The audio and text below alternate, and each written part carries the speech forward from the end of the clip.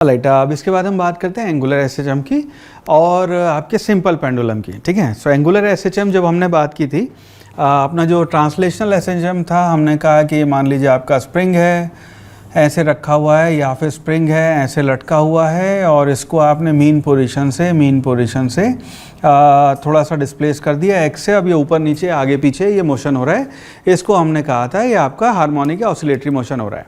Angular SHM जो होता है उस केस में बाकी सेम कंडीशंस हैं। सो सिनेरियो ये है कि मान लीजिए ये आपकी एक सिंपल पेंडुलम इसको कहते हैं, ये छोटी सी पॉइंट मास मानते हैं, यहाँ पे एक छोटी सी गेंद है, उसको आपने यहाँ लटकाया हुआ इक्विलिब्रियम है, उसको आपने हल्का सा अब यहाँ पे पुश दे दिया है और वो इस डायरेक्शन में इस डायरेक्शन में ऐसे एसएचएम कर रहा है। ठीक है, ये वाला कहलाता है आपका एंगुलर एसएचएम और इसकी कंडीशन एग्जैक्टली सेम है। यहाँ पे थोड़ा सा बस एंगुलर कंपोनेंट्स आ जाते हैं। सो इनकी कंडीशंस हम कहते हैं, अभी अगेन इस पर हम दोबारा टाइम और ज़्यादा यहाँ पे नहीं बिताएंगे। सो यहाँ पे हम कहते हैं आपका मोशन को एंगुलर एसएचएम होने के लिए, ये था आपका एसएचएम होने के लिए और ये वाला एंगुलर एसएचएम के लिए एंगुलर एसएचएम के लिए हमारी कंडीशन हो जाएगी, पहली हो जाएगी tau will be equal to minus C theta. तो जैसे वहाँ पे हमने कहा F is equal to minus K X, वहाँ पे अपना टाउ इज इक्वल टू, तो टॉर्क जो है वो माइनस सी थीटा की टर्म होना चाहिए। तो आपका थीटा जो है वो आपका यहाँ पे इस बार एंगुलर डिस्प्लेसमेंट है। नेक्स्ट कंडीशन जो हो जाएगी वहाँ पे जो आपका एक्सेलेरेशन है, तो यहाँ पे आपका जो एक्सेलेरेशन हो जाएगा अल्फा, वो माइनस ओमेगा स्क्वायर थीटा की टर्म होनी चाहिए। अगेन यहाँ पे इम्प्लाइज आपका जो ओमेगा है वो अंडर रूट आपका सी बाय आई की टर्म आ जाएगी। आई क्या है, ये आपका आई होता है आपका मोमेंट ऑफ इनर्शिया। ठीक है, अगेन रोटेशन में इसके ऊपर बहुत सारी चर्चा ऑलरेडी हम कर चुके हैं।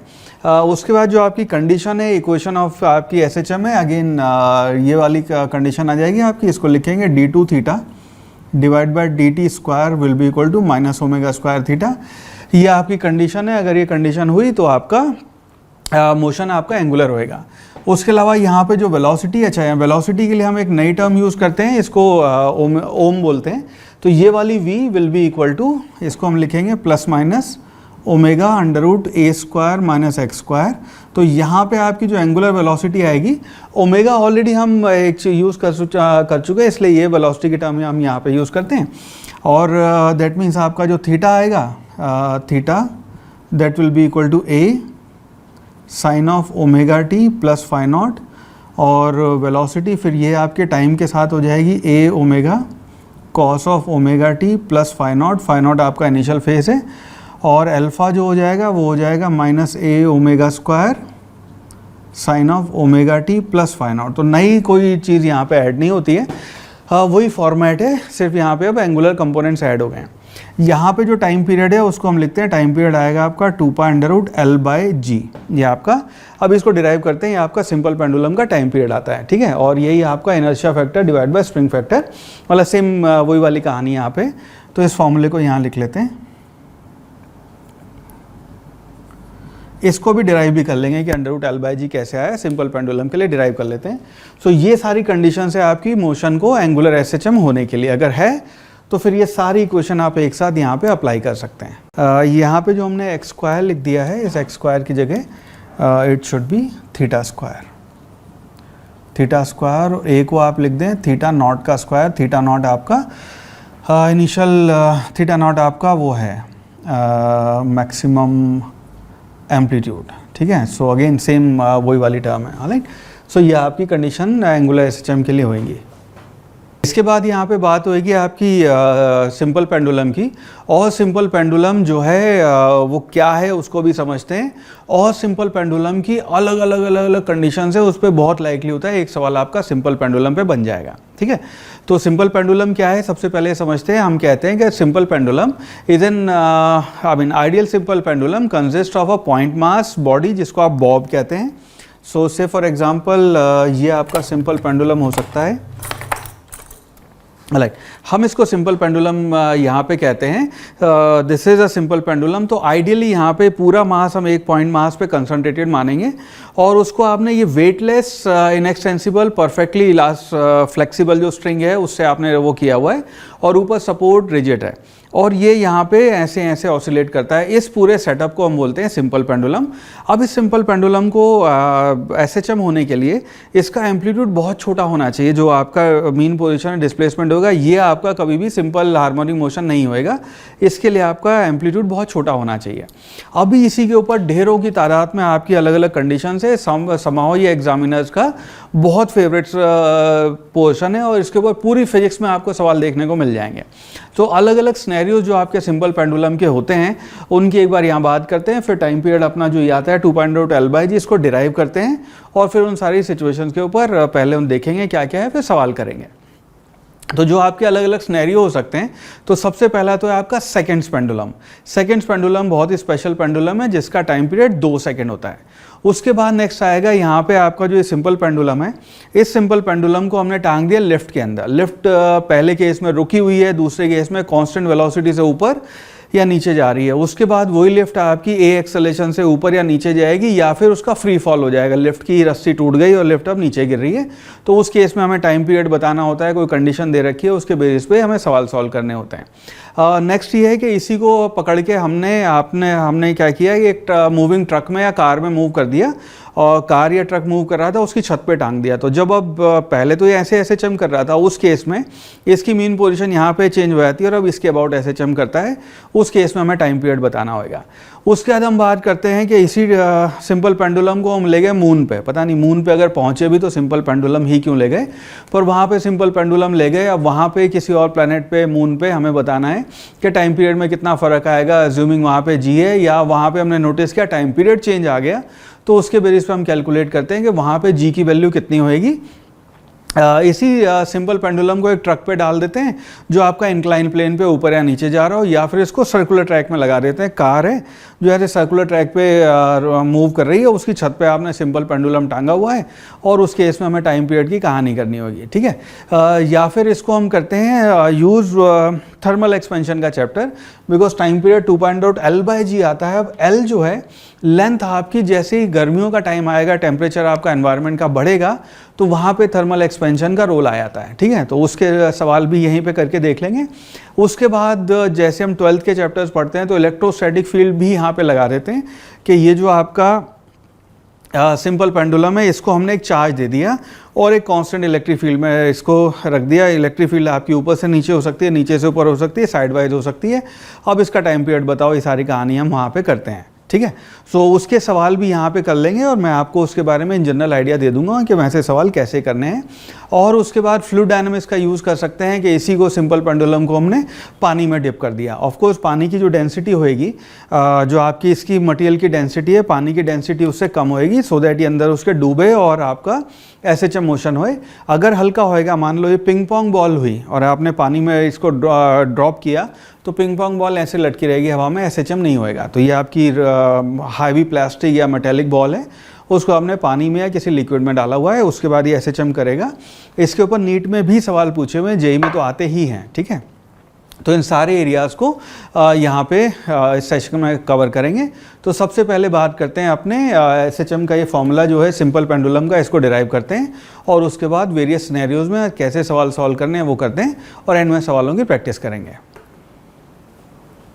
चलो अब इसके बाद टाइम पीरियड डिराइव करते हैं। तो से फॉर एग्जांपल ये आपका सिंपल पेंडुलम है, आपने इसको ऐसे लटकाया हुआ था, ये आपकी मीन पोजीशन है, इसको पकड़ के आप यहाँ ले गए हैं और इस लोकेशन पे आपका सिंपल पेंडुलम है। अगेन ये पॉइंट मास है, इसको यहाँ पे बड़ा इसलिए बनाया है सो दैट आपको वहाँ से दिखाई दे। तो ये आपका पॉइंट मास ऑब्जेक्ट है जिसको आपने ऐसे मासलेस रस्सी पे, जो कि मजबूत रस्सी है, उस पर बांधा हुआ है, ठीक है। सो नाउ इस केस में मान लीजिए यहाँ पे थीटा एंगल पे ये मूव किया। अगेन थीटा जो है आपका बहुत स्मॉल होना चाहिए, पहले हम बात कर चुके हैं मोशन को आपका सिंपल हार्मोनिक होने के लिए। सो इस केस पे अगर इसके फोर्सेस देखेंगे तो ये फोर्स एक आपका mg इधर लगा है और इधर आपका टेंशन है, और इसका फोर्स इस डायरेक्शन में एक आ रहा होगा जो mg साइन थीटा इसका फोर्स होएगा।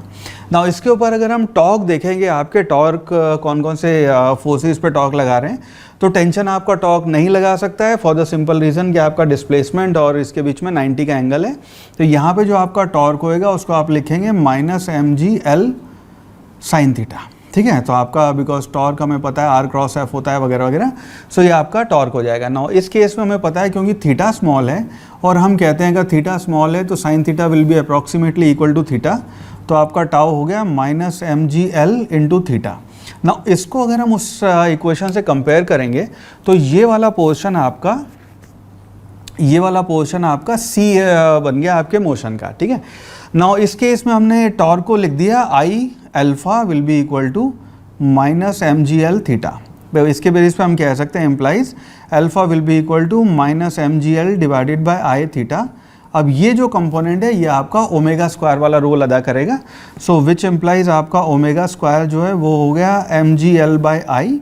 और अच्छा आई को क्योंकि आपका पॉइंट ऑब्जेक्ट है और इसकी रस्सी की लेंथ l है, तो इस केस में आई को आप लिख सकते हैं ml स्क्वायर। तो इसका मतलब यह है कि आपका ओमेगा स्क्वायर हो गया mgl divided by ml square, तो l और m कैंसिल हो जाएंगे, इसकी वैल्यू आ गई g by L, which implies omega हो गया आपका under root g by L. और टाइम पीरियड अपने को पता है कि 2 पाई बाय ओमेगा होता है, तो टाइम पीरियड की value 2 pi under root L by G आ गई। नाउ ये स्टैंडर्ड रिजल्ट है, हाँ ये आपको ध्यान रखना है। इसी के ऊपर पूरे सिंपल पेंडुलम के आपके सारे सवाल इसके ऊपर बनेंगे। नाउ एक चीज़ जो बड़ी इंपॉर्टेंट है जो इस 2 pi under root L by G में हमें समझने की है वो ये है कि आपका टाइम पीरियड जो है वो मास के ऊपर डिपेंड नहीं करता है। आपका टाइम पीरियड जो है that is independent of mass, mass पे चीज़ आपकी डिपेंड नहीं करेगी। तो आपका जो भी पॉइंट ऑब्जेक्ट है जिसको आप ऐसे मूव कर रहे हैं, तो ये गेंद आपकी हवा में, इसको आप ऐसे मूव कर रहे हैं, तो ये गेंद चाहे आपकी प्लास्टिक की पिंग पोंग बॉल जितना वजन हो, थर्माकोल हो, या लोहे की बहुत सॉलिड टाइटेनियम, प्लेटिनम, वटेवर जो भी हैवीएस्ट डेंसिटी का मटेरियल हो, उसकी गेंद हो, जब तक इसकी लेंथ फिक्स्ड है, यहाँ से आपका जो लेंथ है ये आपकी जहाँ पॉइंट पे हिंज किया हुआ है वहाँ से इसके सेंटर ऑफ मास की दूरी है, जब तक ये फिक्स्ड है इसके मास पे डिपेंड नहीं करेगा। ऑफ कोर्स टॉर्क और फोर्स वो सब उस पर डिपेंड करते हैं, लेकिन time period is independent of मास, ये वाला आ जाएगा, वो सिर्फ और सिर्फ आपका लेंथ पे और आपका जी पे डिपेंड करता है कि आपका ग्रेविटी कांस्टेंट वहाँ पे क्या है। नेक्स्ट बात करते हैं यहाँ पे सेकंड्स पेंडुलम। बहुत कॉमन सवाल बनते हैं इसके, नीट में भी हो, जेई में, और अगर पता नहीं हो तो स्टूडेंट बहुत बार कंफ्यूज हो जाते हैं कि सेकंड्स पेंडुलम का मतलब क्या है, कि दूसरा पेंडुलम कहाँ से आ गया। हम यहाँ पे बात करें सेकंड्स पेंडुलम।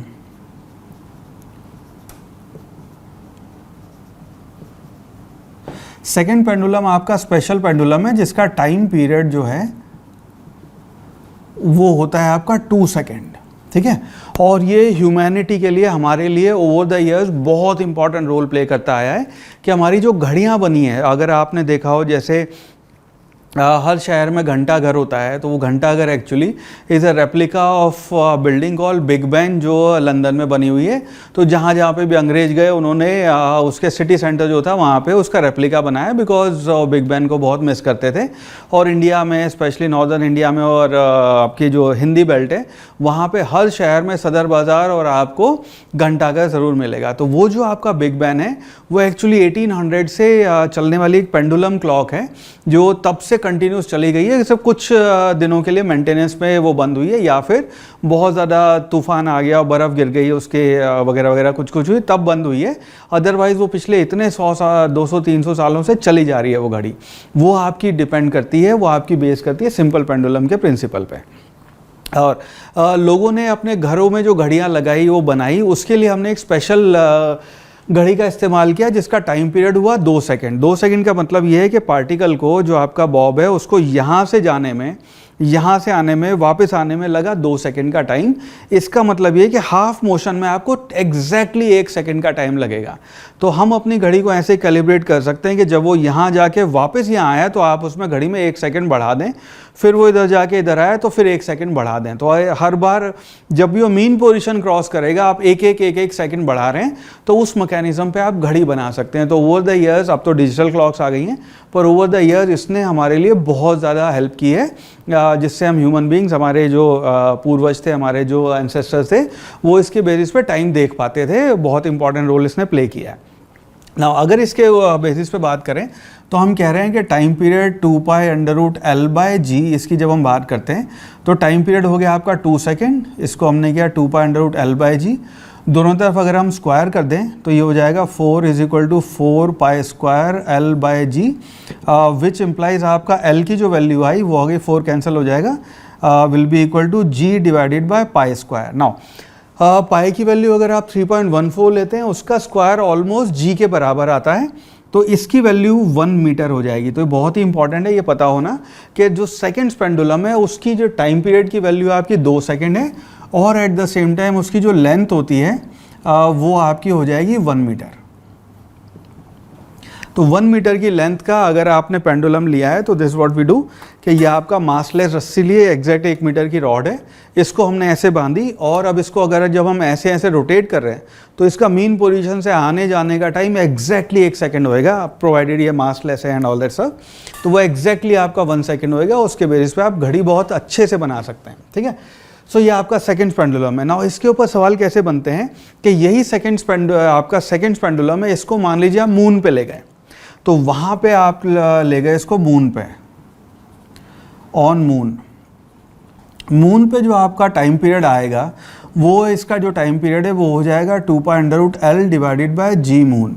और हमें पता है कि जी मून की जो वैल्यू है वो आपकी 1/6 होती है मान लो, तो इसके जो टाइम पीरियड हो जाएगा, time period at moon will be equal to 2π√L by G earth और डिवाइडेड बाय 6। तो इसकी वैल्यू हो गई √6, time period on moon will be equal to √6 time period on earth. तो वहाँ पे आपका टाइम पीरियड इस वैल्यू से आपका बढ़ जाएगा। नाउ इसी पे नेक्स्ट लेवल का सवाल ये होता है कि अगर मुझे वहाँ पे भी आपकी सेकंड पेंडुलम ही चाहिए तो वहाँ लेंथ को कैसे वेरी करें। तो ये क्योंकि आपका g/6 हो गया है, तो इस केस में आप लेंथ को अगर L/6 कर देंगे तो time period moon will be equal to time period earth, इस वाली कंडीशन में। तो इस तरह के सवाल यहाँ पे आपके सेकंड पेंडुलम में बनते हैं।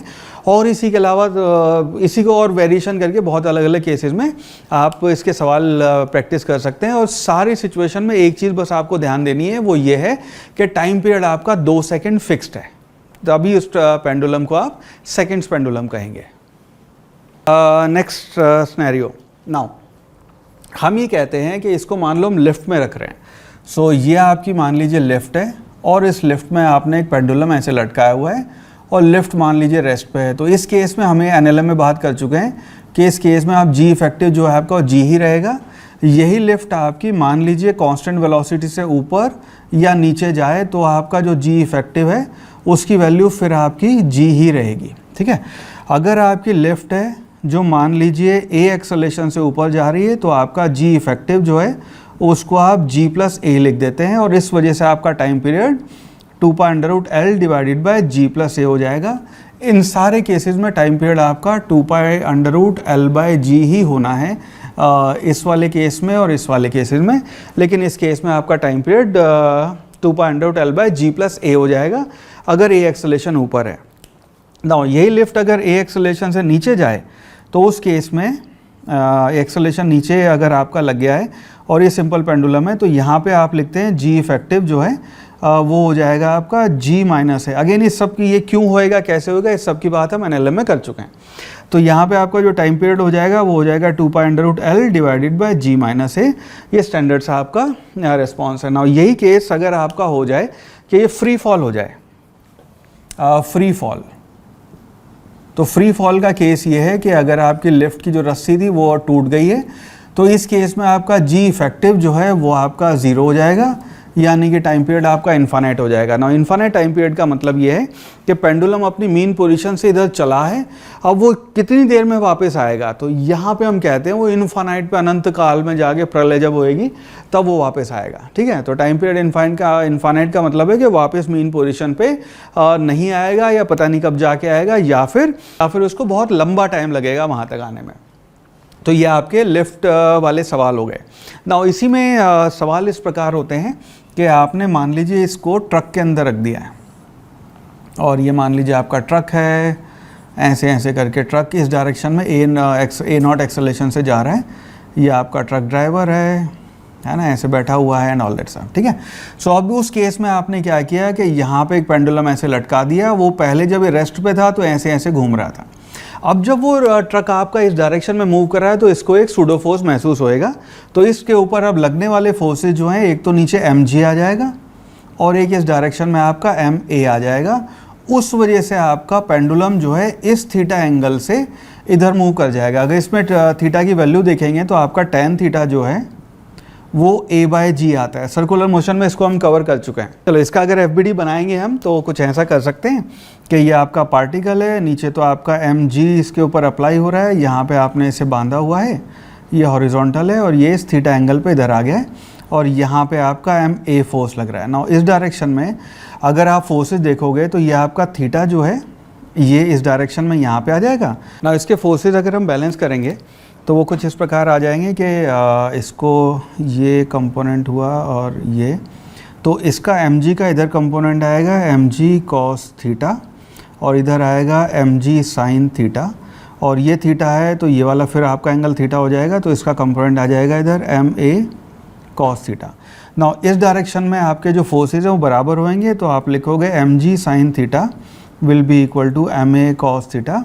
m कैंसिल हो जाएगा, cos थीटा को इधर ले आए तो आप लिख सकते हैं tan theta will be equal to A/G, आपकी वैल्यू आ जाएगी। ठीक है, सो किस एंगल पे ये आपका मीन पोजीशन शिफ्ट हो जाएगी उसको हम कहेंगे tan theta will be equal to A/G। और यहाँ पे जो आपका G इफेक्टिव आता है जिसको आप टाइम पीरियड में यूज़ करेंगे, G इफेक्टिव उसको आप लिखेंगे √A² plus G square. Again यहाँ पे इसकी वैल्यू आपने 2√L/G में इसकी वैल्यू इंसर्ट कर देनी है, तो यहाँ जो आपका टाइम पीरियड हो जाएगा T will be equal to 2.√L divided by √A² plus G square. ये आपका टाइम पीरियड की वैल्यू दे देगा। डेटा बुरा नहीं दिया होता है पर इसको कैलकुलेट करना पड़ सकता है अगर इस तरह के सवाल हमसे पूछे जाए तो। ये अगर आपका सिनेरियो कुछ ऐसा है कि आपका मान लीजिए ये इंक्लाइन प्लेन है, एंगल इसका अल्फ़ा है, यह आपकी कोई बॉडी है, थोड़ा लंबा बना लेते हैं इसको, यह आपका कोई ट्रक है या आपका ट्रक ऐसे है और ये नीचे आ रहा है। इस केस में आपने यहाँ पे पेंडुलम लटकाया हुआ है, नीचे अपने वेट से नीचे आ रहा है। ठीक है, तो इस केस में टाइम पीरियड जो आता है आपका, अब इस केस में टाइम पीरियड हम डायरेक्ट लिख सकते हैं 2π√L divided bye G cos alpha. ये आपका टाइम पीरियड यहाँ पे आ जाता है। ठीक है, एक और पॉपुलर सिनेरियो है, जैसे अगर आपका ये कोई सर्कुलर ट्रैक है और कार ऐसे जा रही है, उसकी यहाँ पे v वेलोसिटी है, या आपकी कार ऐसे जा रही है, ये हम टॉप व्यू देख रहे हैं और इस टॉप व्यू में यहाँ पे आपका पेंडुलम बंधा हुआ है and all that stuff. Now इस केस में जो आपका G इफेक्टिव बनेगा सो वो आ जाएगा G effective will be equal to √G² plus v² by r का होल स्क्वायर का होल अंडर रूट। इसी को आप टाइम पीरियड 2.L/G इफेक्टिव में इंसर्ट कर देंगे तो आपकी वैल्यू मिल जाएगी। ना इसी को अगर देखेंगे तो एक बहुत ही पॉपुलर किताब है, वर्मा जी ने किताब लिखी हुई है, उसमें बहुत ही बढ़िया सी सिचुएशन है, हालांकि हाइपोथेटिकल है। सिचुएशन ये है कि एक फिजिक्स का टीचर होता है और उसकी गर्लफ्रेंड बन जाती है, काफ़ी अनलाइकली है। ठीक है, सो फॉर द तो समझाता हूँ क्यों। तो वो सिनेरियो ये है कि वो टीचर है, गाड़ी में अपनी गर्लफ्रेंड के साथ जा रहा है और गाड़ी ने ऐसे सर्कुलर टर्न लिया। टीचर उस टाइम नोटिस करता है कि उसकी गर्लफ्रेंड ने जो कान में झुमका पहना हुआ है वो झुमका आपका SHM कर रहा है और वो मनी मन उस SHM का टाइम पीरियड कैलकुलेट करने लगता है। ऑफ कोर्स गर्लफ्रेंड कहेगी कर क्या रहा है ना। सो आइडिया इज़ कि इस तरह करके आप उन सिनेरियो में टाइम पीरियड अपना कैलकुलेट कर सकते हैं। नेक्स्ट बात कर लेते हैं कि टाइम पीरियड अगर आपको बताना है उस केस में जब आपका पूरा सेटअप आपने डिप कर दिया एक लिक्विड में। अगेन नीट में इसके ऊपर सवाल पूछे हुए हैं, जेई में भी काफ़ी कॉमन सिनेरियो है। सो इस बार हमने क्या किया कि पहले आपका जो पेंडुलम था वो ऐसे ऑसिलेट कर रहा था, इसकी लेंथ L है, G आपका G है, इसका टाइम पीरियड था 2π√L/G, ये एयर में था सारा सेटअप। अब हमने क्या किया, इसी सेटअप को डिप कर दिया पानी में, तो हमने यहाँ पे एक लिक्विड भर दिया है। राइट, तो लिक्विड भर दिया है तो जो वो आपका पेंडुलम इस लोकेशन पे जब जाएगा तो यहाँ पे आपका एक जो ऊपर फोर्स है जिसको बायोंसी फोर्स कहते हैं वो भी आ जाएगा, नीचे आपका mg है। अगेन बायोंसी फोर्स समझने के लिए आपको थोड़ा सा फ्लूइड मैकेनिक्स आना चाहिए, वो मुश्किल काम नहीं है। ठीक है, सो ये बायोंसी फोर्स भी यहाँ पे आ जाएगा। तो जब इस पोजीशन से यहाँ पे पहुँचा है तो बायोंसी फोर्स इसको ऊपर की तरफ लेके जा रहा होगा। अगेन यहाँ आइडियल लिक्विड मानेंगे, विस्कोसिटी नहीं है, यहाँ पे आपके विस्कस फोर्सेज नहीं होंगे। तो इस केसेस में जो आपका G इफेक्टिव होएगा वो G इफेक्टिव जो होएगा उसकी जो आपकी वैल्यू है वो आ जाएगी आपकी, चलो इसका वो आ जाएगी G माइनस, इसको ऐसे लिख लेते हैं, जो आपका मास इफेक्टिव होएगा mg इफेक्टिव वो होएगा आपका mg माइनस आपका थ्रस्ट फोर्स। थ्रस्ट आपका बायोंसी फोर्स है जो ऊपर की तरफ लग रहा है। तो उसकी वजह से आप कह सकते हैं कि जो जी इफेक्टिव आएगा वो होएगा जी माइनस आपका thrust force divided by its mass. तो आपका जो थ्रस्ट फोर्स है उसको हम लिखोगे, हम उसे लिखेंगे रो वी जी। अच्छा, अगेन यहाँ पे जो डेंसिटी है वो आपकी बॉब की डेंसिटी रो मान लीजिए, और लिक्विड की डेंसिटी आप सिग्मा, एक काम करते हैं सिग्मा ले लेते हैं, या एक काम करते हैं इसको बॉब ऐसे लिख लेते हैं, और ये रो आपकी डेंसिटी लिक्विड की है। और ऑफ कोर्स यहाँ पे अपनी कंडीशन होनी चाहिए रो आपकी मेटल की या जो आपका बॉब है उसकी ज़्यादा होनी चाहिए रो लिक्विड से, ठीक है। सो ये तो रो वी जी आपका ऊपर की तरफ डायरेक्शन में फोर्स हो गया। डिवाइड इसको आप करेंगे एम से, तो एम जो बनेगा इसका वो बनेगा आपका वी मल्टीप्लाइड बाय रो। नहीं, यहाँ पे आपका रो लिक्विड आएगा, ये थ्रस्ट जो आएगा और लिक्विड की वजह से आएगा, और ये आपका रो बॉब ये आएगा, ठीक है। सो बस यहाँ से v आपका कैंसिल हो जाएगा, g कॉमन आ जाएगा, तो g इफेक्टिव जो बना वो आपका हो गया g 1 minus rho liquid divided by rho bob. ये g इफेक्टिव अब आप वहाँ फॉर्मूले में यूज़ कर सकते हैं। अगर इसी का रेशो पूछा जाए तो बाकी एल वेल अगर हमने सेम माना हुआ है तो g का रेशो ये आपके टाइम पीरियड का रेशो रह जाएगा, ठीक है। सो इसको आप डायरेक्टली वहाँ पे यूज़ कर सकते हैं। नेक्स्ट सिनेरियो हो गया जब हम अपने सेटअप को वहाँ पे रख दें जहाँ आपकी इलेक्ट्रिक फील्ड है और आपका जो मेटालिक बॉब है उसके ऊपर आपने कोई चार्ज भी दिया हुआ है। तो सिनेरियो ये हो जाते हैं यहाँ पे कि मान लीजिए ये आपका सेटअप है, ये ऐसे था और ये मान लीजिए ऐसे ऐसे ऑसिलेट कर रहा है आपका इस डायरेक्शन में, ऐसे ऐसे ही आपका ऑसिलेशन हो रहा है। इसको आपने क्यू चार्ज दे दिया है, इसका मास m है, और पहले केस में लेटेस्ट से इलेक्ट्रिक फील्ड आपने ऊपर से नीचे लगा दी है, तो इस बार इलेक्ट्रिक फील्ड आपकी ऊपर से नीचे है। तो इस वाले केस में जब यहाँ पार्टिकल आएगा तो इसका एक फोर्स mg हो गया, और यहाँ पे प्लस आपका इलेक्ट्रोस्टैटिक फोर्स भी लग रहा होगा। मेरा अजम्पशन ये कि इलेक्ट्रोस्टैटिक फोर्स स्टेज तक आपको आना चाहिए।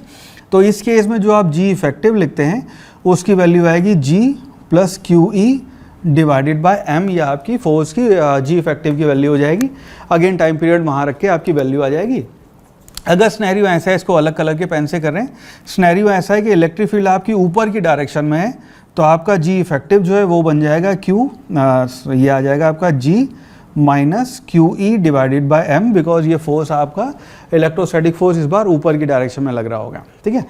सो ये आपकी जी इफेक्टिव के लिए आ जाएगी, वहाँ पे रख सकते हैं। अगेन इलेक्ट्रिक फील्ड अगर इस डायरेक्शन में है तो आपका G square plus Q E by M का स्क्वायर का होल अंडर रूट, वो वाली वैल्यू बन जाएगी यहाँ पे, ठीक है।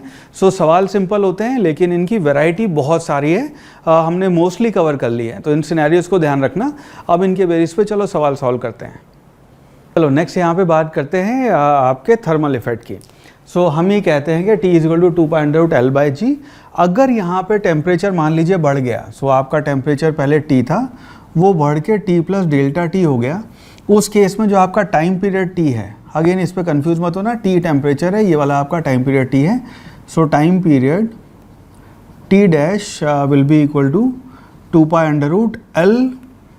अच्छा, ये बात अपने को पता है कि जैसे L थर्मल एक्सपेंशन की बात करते हैं, L will be equal to L0 1 plus alpha delta T, इस रेंज में ये आपकी वैल्यू देता है कि आपकी न्यू लेंथ क्या हो जाएगी। तो यहाँ पे जो है आपकी न्यू लेंथ आ जाएगी L0 1 plus alpha delta T divided by G, ये आपकी नए टाइम पीरियड की वैल्यू हो जाएगी, ठीक है। सो इसी के ऊपर एक सवाल सॉल्व कर लेते हैं, उसके बाद बाकी चीज़ों के सवाल सॉल्व करेंगे।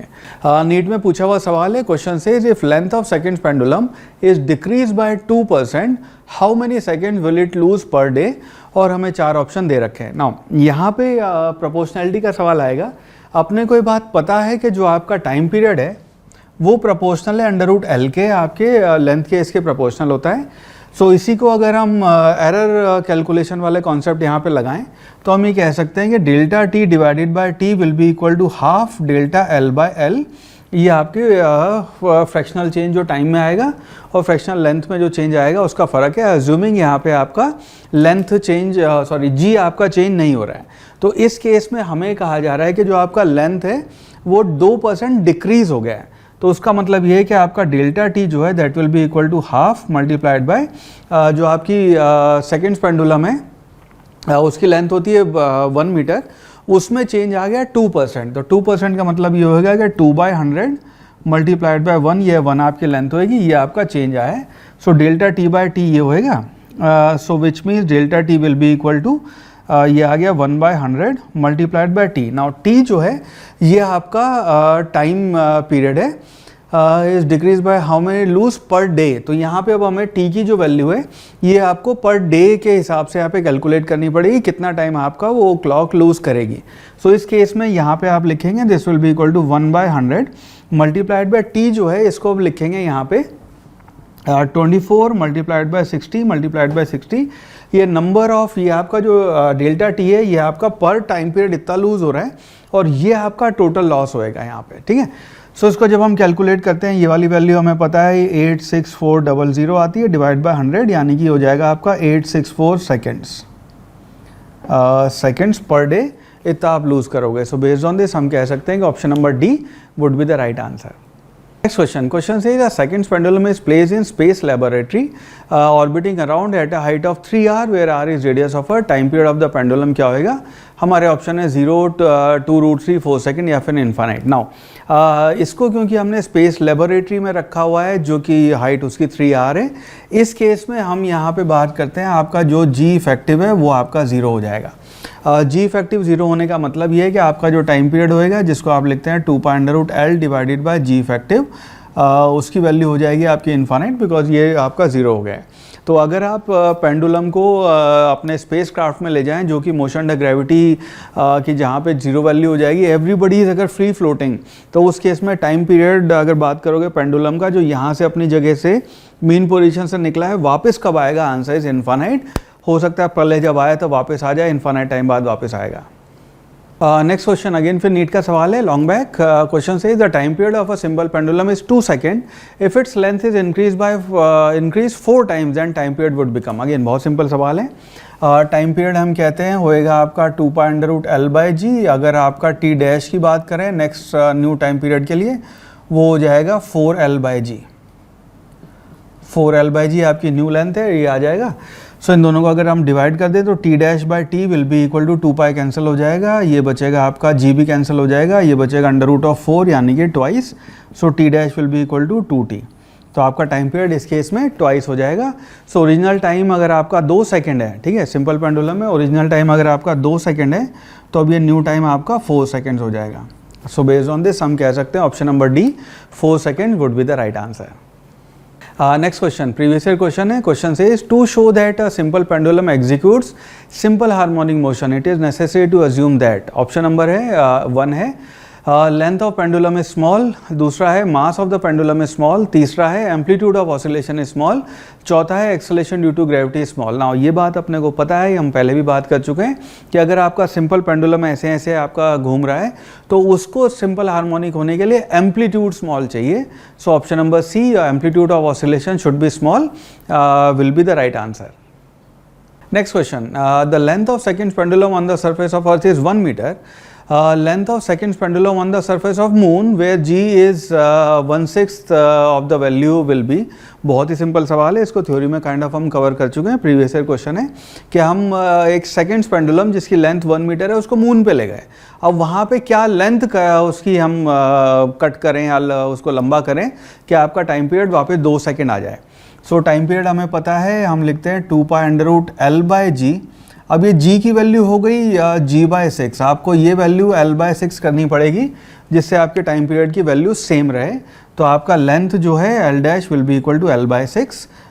सो आपकी लेंथ जो है सरफेस ऑफ अर्थ पे सेकंड पेंडुलम की होती है 1/1 मीटर।